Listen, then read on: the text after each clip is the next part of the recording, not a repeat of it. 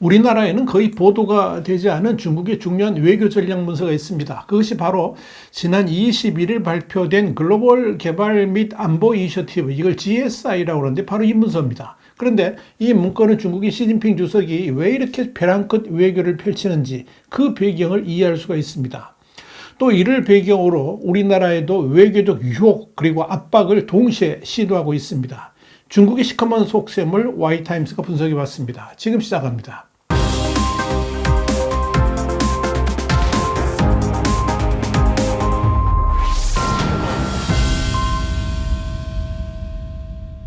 홍콩의 사우스차이나 모닝포스트는 22일 중국의 GSI가 서구의 질서를 대체하려는 중국의 야욕이 그대로 담겨 있다 그러면서 이에 대한 서구 사회의 적극적인 대응이 필요하다라고 주장해서 눈길을 끌었습니다. 이 GSI는 지난해 시진핑 주석이 제안한 내용인데요. 올해 2월에 초안이 발표됐고 이번에 공식화된 문건입니다. 이 내용은 중국 정부의 또 다른 제안인 글로벌 개발 이니셔티브, 이걸 GDI라고 하는데 이 GDI를 보완한 것인데 한마디로 이 중국의 외교적 방향을 선언하고 있다고 보면 될 겁니다. 분명한 건 이 두 문건 모두 민주주의와 인권과 같은 자유주의적 글로벌 가치를 반박하면서 중국이 꿈꾸는 세상을 설파하려 하고 있다 하는 점입니다. 이런 목표 달성을 위해서 미국이 주도하는 이 자유주의 동맹과 파트너십을 약화시켜서 중국이 주도하는 신시대를 만들려고 하는 겁니다. 여기에 대해서 퇴임을 앞둔 미 국무부 중국 조정실 책임자인 리 워터스는 중국은 국제 질서를 재편하려는 의도를 숨기지 않고 있으며 이를 위한 경제, 외교, 군사, 기술력을 모두 갖춘 유일한 국가라고 자평하고 있다고 밝혔습니다. 중국이 세상의 중심이 되는 나라를 만들겠다는 의지가 바로 이 GSI에 담겨 있다는 겁니다. 그런데 일본의 니케이 아시아도 22일 시진핑 주석이 다시 G2의 개념을 띄우고 있다 그러면서 시진핑은 블링컨 미 국무장관을 만났을 때 지구는 중국과 미국의 각각의 발전과 공동 번영을 수용할 수 있을 만큼 충분히 크다는 사실을 강조했다라고 보도를 했습니다. 니케이는 이어서 시 주석이 이런 발언은 지난 10년 전 중국 최고 지도자 자격으로 미국을 방문했을 때 버락 오바마 대통령을 만난 자리에서 신형 대국 관계란 이름으로 처음 꺼내 들었는데 이번에 다시 이 용어를 강조가 나섰다라고 지적을 했습니다. 당시 오바마 대통령은 시진핑이 이런 제안을 이런 지하에 거절한 바 있는데 시진핑은 아직도 이 신형 대국 관계라는 용어에 미련을 버리지 못하고 있고 미국과 G2 국가로서 세계를 분할 통치하자 이런 구상을 하고 있다는 것이라고 니케이는 분석을 했습니다. 니케이는 이런 시진핑의 구상은 미국의 디커플링에 대항하기 위해서 정면 돌파 개념으로 만든 것으로 보인다 그러면서 미국에게 이 디커플링이 아닌 강자로서의 공존을 요구하는 것이고 이를 또다시 G2라는 이름으로 말하고 있다라고 해석을 했습니다. 니케이는 그러면서 사실 이번 블링컨 장관의 중국 방문에서 중국 측은 블링컨 장관을 윽박지르면서 중국이 요구하는 G2 개념을 받아들이라고 강요한 것이나 다름없었다 그러면서 이 시진핑이 블링컨을 만난 자리에 좌석 배치도 마치 신하가 왕을 아련하는 방식으로 꾸민 것도 그런 배경에서 이루어진 것이다 이렇게 진단했습니다. 시진핑이 이렇게 G2 개념을 앞세우면서 미국과의 세계 분할을 꺼내든 이유는 중국 경제의 참담한 현실을 돌파하는 유일한 해법이라고 봤기 때문입니다. 만약 미국과의 공존이 이루어지지 않는다면 중국 경제의 미래는 보장할 수가 없고 이는 중국의 안보에까지 영향을 미칠 수 있기 때문이죠. 이 공산당 정권은 이 국가 안보와 함께 체제 안보를 중시한다는 점에서 시진핑은 그런 길을 선택할 수밖에 없었을 겁니다. 그런데 시진핑이 블링컨 장관을 윽박지르면서 G2 개념을 받아들이라고 요구했지만 블링컨 장관은 오히려 중국에게 레드라인을 제시하면서 중국이 만약 미국이 제시한 가이드라인을 지키지 아니하면 분명한 제재가 가해질 것임을 경고했던 겁니다. 이런 측면에서 시진핑이 의도했던 바이든 대통령과의 정상회담을 통한 G2 선언은 꿈을 이루지 못한 겁니다. 그런데 눈여겨봐야 될 대목은 중국이 블링컨 장관과의 만남에서 이 미중 간 군사회담을 끝내 거부했다는 것입니다. 이는 중국이 꽃놀이패를 들고 미국을 협박하겠다는 뜻이 담겨 있다 이렇게 볼 수 있습니다.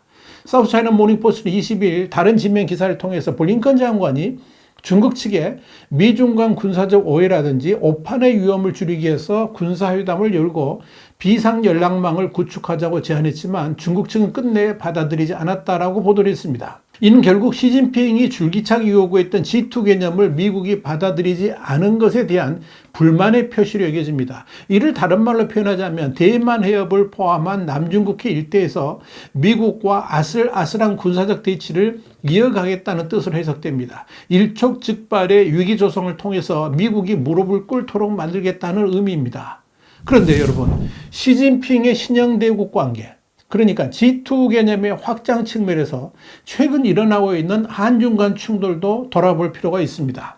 중국이 구성하는 것은 신형 대국 관계론에서도 이미 드러나지만 한국과 일본이 미국보다 중국에 더 가까운 이웃으로 존재해야 된다는 것입니다. 그러나 중국의 이런 구상이 윤석열 정부 들어서면서 틀어지기 시작하니까 중국은 상당히 당황을 했습니다. 그래도 지난해 윤 정부 초창기에는 한국을 많이 유혹을 했습니다. 그래서 한국의 새로운 정부를 대하는 태도도 매우 부드러웠던 겁니다. 지난해 8월 24일 베이징에서 열린 한중 수교 30주년 기념 행사에서 시진핑 주석은 왕이 당시 외교부장이 대독한 축하 서신을 통해서 중한 양국이 좋은 동반자가 되어야 한다 그러면서 양측이 큰 흐름을 잡고 장애를 배제할 것을 요구했습니다.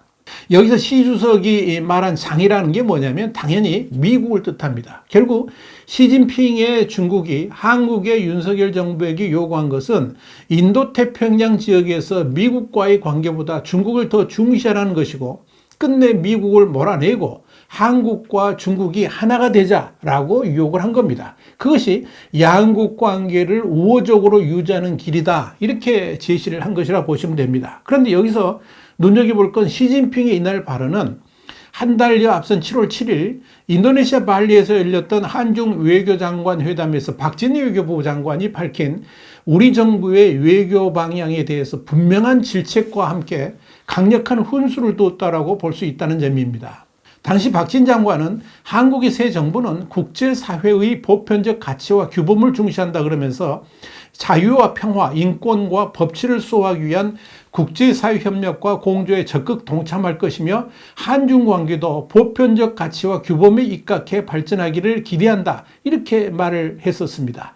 여기서 자유와 인권과 법치는 국제사회의 보편적 가치와 규범이기도 하지만 사실 미국이 주도하는 자유주의 국제질서이기도 하다는 점에서 대한민국의 외교 방향을 분명히 중국 측에 제시했다고 볼 수 있습니다. 이는 윤 대통령도 취임사에서 분명히 밝힌 바 있습니다. 그런데 시진핑은 그런 외교적 방향을 거부하고 미국이 아닌 중국을 선택하라고 요구를 한 겁니다. 그런 중국의 강요가 확실하게 드러난 것이 싱하이밍 중국 대사의 망언입니다. 싱하이밍은 더불어민주당 이재명 대표를 만난 자리에서 일각에선 미국이 승리하고 중국이 패배할 것이라는 데 베팅하고 있는데 중국 패배에 베팅하는 이들은 나중에 반드시 후회할 것이라고 말을 했습니다. 그러니까 중국에 베팅하라는 거죠. 결국 싱하이밍의 이날 발언은 시진핑의 한국 정부에 대한 요구를 풀어서 강조했다고 보시면 됩니다.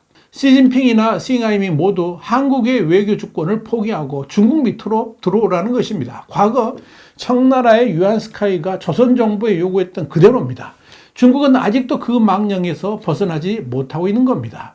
대만의 대중국 협상 전문가인 리원청은 중국을 다룬다는 책에서 중국은 외교나 협상에서 윈윈이나 정직을 중시하지 않는다라고 설파를 했습니다. 중국에게는 이 국제적 규범 따위는 전혀 중요하지 않다는 겁니다. 그저 패권적이고 자기중심적 세계관으로 무장돼 있어서 스스로 원칙을 정하고 이를 상대국에 지키라고 강요를 한다는 겁니다.